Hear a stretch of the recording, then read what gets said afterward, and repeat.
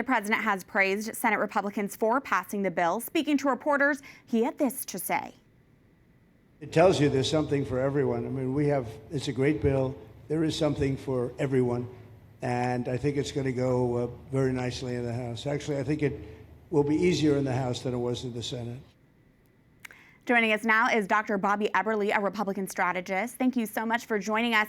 First, your reaction to what we've seen play out in the Senate the last few days and what got this bill across the finish line. Well, thanks for having me on. And yeah, this has been a crazy couple days. It's been crazy ever since the House passed their version.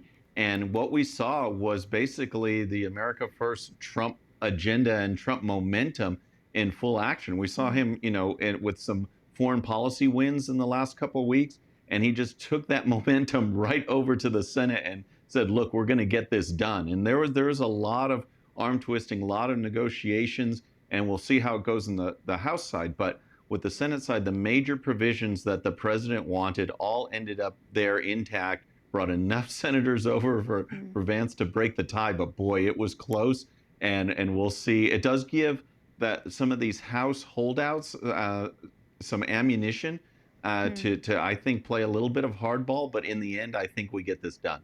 Bobby, this bill defunds Planned Parenthood, but only for 1 year.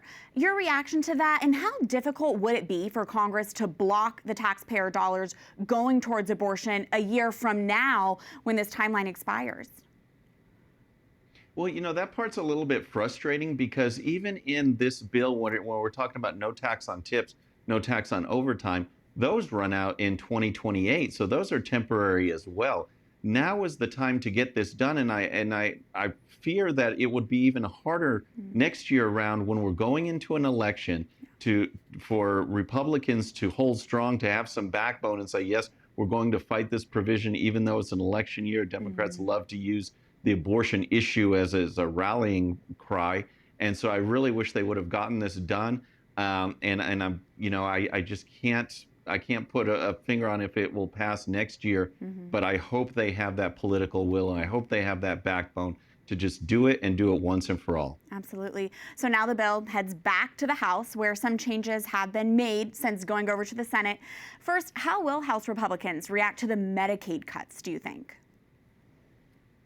Well, this was interesting because it was kind of the House that led the way on the Medicaid side, reforming, getting rid of, actually implementing work requirements.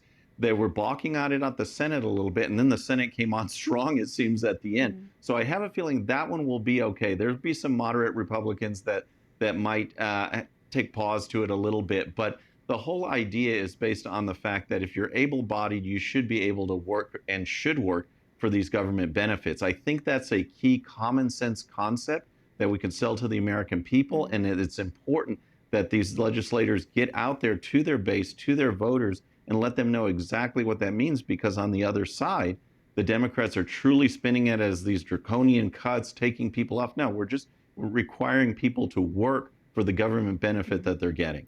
And Bobby, what about things like energy credits and the SALT deduction tax? How will that go over with House Republicans?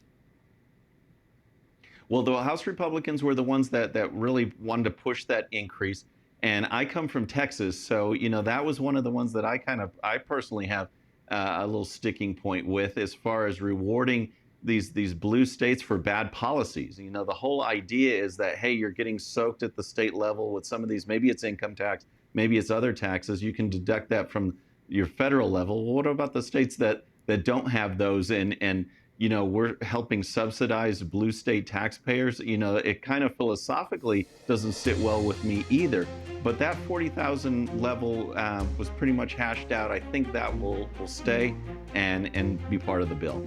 Dr. Bobby Eberle, thank you so much for your thoughts and your time. Thank you.